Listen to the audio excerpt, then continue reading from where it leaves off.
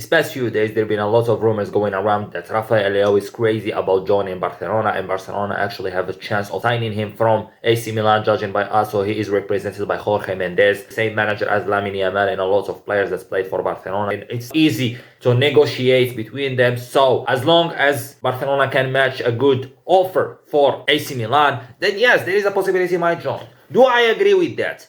Hell no. Call me crazy, but hell no. I don't agree with the signing of a player like Rafael Leao. I love him. I love him. He helped AC Milan a lot, and you know how much I love AC Milan. He is good. He is good. But the problem with him is his inconsistency. If that's a word, I said it right. I said it right. I cooked with this one. That's the problem. For example, Rashford can be good for 10 games, 11 games, and after that he turns shit. You don't see him anymore. Can help the team, especially if he show up in the last part of the season. So that's good.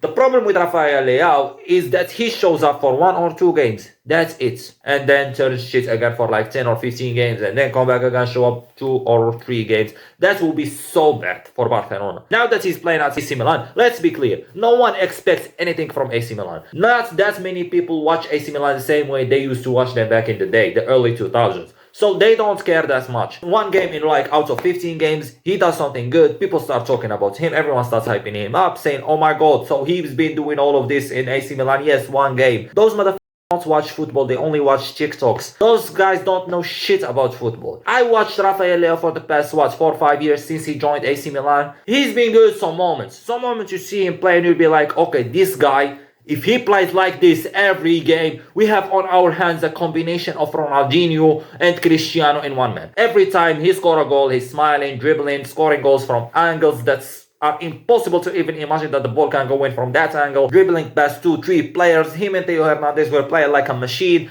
Like, brother, no one can stop that man when he is on his day. But the problem is you never expect when is his day. That will be bad for Barcelona. Will be bad for him and for Barcelona, not only Barcelona. Brother, that shit will be crazy. He will be like another Ousmane Dembele. And I'm not speaking about injuries. I'm speaking more about the fans will love him. But he wouldn't give what the fans are expected him to give. Right now we have Rafinha in Barcelona. He's basically a right winger playing as a left winger. And let me tell you something. If we had Rafael Leao, he wouldn't be doing half of what Rafinha is doing right now. Rafinha is doing crazy. That's what I'm saying. I don't agree with the signing of a player like Rafael Leao.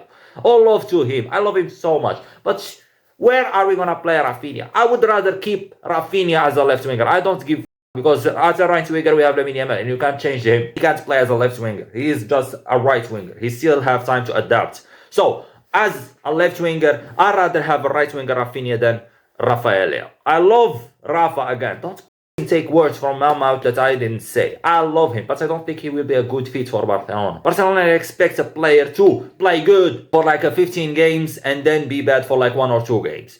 Rafael Leao will be good for 1 or 2 games and then be shit for 15 games. When I'm talking about his big weaknesses, I'm talking also about one thing, important thing, his finishing. His finishing is a problem. He can dribble past 1-2 players. His decision making and his finishing are bad. And I know that a man can work out on his finishing, especially that if Vinicius can actually become a great finisher, then anyone can become a great finisher. If you saw him at the beginning of his career, brother, he couldn't finish nothing. Rafael Leao still have time, still have chance to actually improve his finishing. He's still young and also his decision making. But I don't think he will be a good fit for Barcelona. I think Barcelona should set their priorities right. We don't need a left winger right now. At this moment, no, we are good. Rafinha proved everyone wrong. So we should keep Rafinha as left winger. And we should invest in that man. We should make him the highest paid player in Barcelona. We should make him the captain. I love Rafinha and the way he's fighting for the club. So yeah, Rafael Leao, we shouldn't be thinking about him right now. We should set our priorities right, like I said, and we should focus on signing a striker. We can't go with Lewandowski. I'm sorry, I heard rumors that Lewandowski will sign another contract and he might be our striker for the next season. Nah, please. That's too much. Lewandowski is getting old. Respect to him. He's trying this season. Played some good games, scored so many goals. I'm happy about him. But brother, we need a new striker. A young, hungry striker. Brother, that should be important for us. We need a new CDM. That should be also important for us. We need a new center back. That also should be important for us. The most important thing, we need a goalkeeper, brother. I also heard that Ter Stegen will be our goalkeeper for the next 3 seasons. That's what Deco basically said, and they are not thinking about signing a new goalkeeper. Are we being stupid in here? Like, God be with Ter Stegen. May he recover quickly. But brother, nah, we need a goalkeeper. I know that the choices of goalkeepers in the world are not that much, especially that there is no good goalkeeper right now at this moment that stand up. But I think we should focus on signing, for example, Diogo Costa. That would be a good goalkeeper. Young, he has some experience, playing in the smallest club in Portugal. So that's what it should be. I think that they should focus on signing him. He's a good goalkeeper. For the centre back position, I don't know really who they should go for as a centre back, but I would have loved for them to keep Christensen. But as I said in past video, that there is a chance of him going in January. But we need to sign a new backup center back if that's the case. For the CDM, I would have loved for us to sign Onana, the guy that's played for Aston Villa. This is the Belgium center defensive midfielder. I would have loved for him to sign for us, even though that now Casado is doing a great job at CDM. And I wouldn't mind, you know what? I wouldn't mind Casado playing as a CDM. Yeah, I wouldn't mind keeping him for next season. You know what? After a long time of thinking about it, yeah, I think he should be our CDM forever. That man also deserves to be our CDM forever. Shout out to him. Great player, amazing player.